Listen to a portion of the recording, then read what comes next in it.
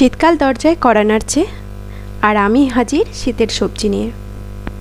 Hello everyone, welcome back to my channel. আশা করছি দূরে কাছে যে যেখান থেকে ভিডিওটি দেখছো সবাই ভালো আছো, আমিও ভালো আছি। আর আজকে তোমাদের সাথে শেয়ার করব মূলো শাক ভাজি আর সাথে কিছু টিপস। তো সঙ্গে থাকো, আশা করছি ব্লগটা তোমাদের ভালো লাগবে। সরি, ব্লগ না, ভিডিওটি তোমাদের ভালো লাগবে। যদি ভালো লাগে তাহলে কি করতে হবে, চ্যানেলটিকে সাবস্ক্রাইব করে পাশে থেকে যাবে। আর যদি অনেক ভালো লাগে তাহলে একটা শেয়ার করে দিও। তো চলো, আমি এখানে 500 গ্রাম মতো মূলো পাতা নিয়ে নিয়েছি। আর মূলো পাতাটাকে ভালো করে ধুয়ে কুচিয়ে নিয়েছি। আর সাথে নিয়েছি একটা মূলো আলু ভাজার মতো করে কেটে। আর তারপর কড়াইতে সর্ষে তেল দিয়ে দিয়েছি আর ফোড়নে দিলাম রসুন আর শুকনো লঙ্কা। আর যে কোনো শাক ভাজাতে রসুন দিলে কিন্তু তার ফ্লেভারটাই আলাদা হয়। আর একটা দিয়েছি বড় সাইজের পেঁয়াজ। এখন এটাকে ভেজে নেব, নিয়ে সাথে দেব সামান্য একটু লবণ আর হলুদ।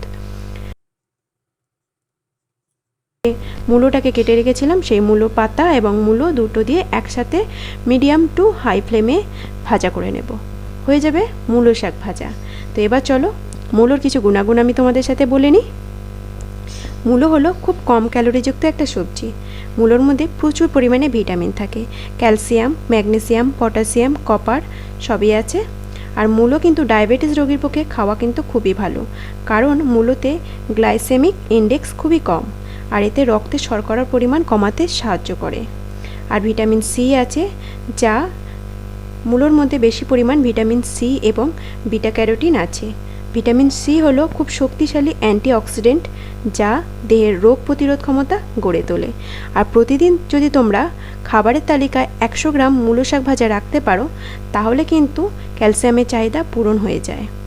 তো চলো, দেখতে পেলে তোমাদের সাথে কথা বলতে বলতে কিন্তু আমার মূলো শাক ভাজিটা হয়ে গেছে। আর মূলো শাকের যেহেতু পাতাটা অনেক কচি পাতা ছিল, তো অনেকটাই জল বেরিয়েছে। আর মূলো শাক রান্না করার সময়, যে কোনো শাক রান্না করার সময় আগে ভালো করে ধুয়ে তারপর কেটে নেবে, তারপর ভাজা করবে।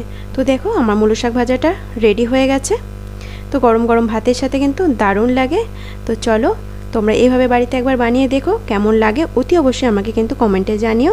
আবার দেখা হবে নেক্সট কোনো ভিডিওতে। ততক্ষণ সবাই ভালো থেকো, সুস্থ থেকো, সাবধানে থেকো। টাটা।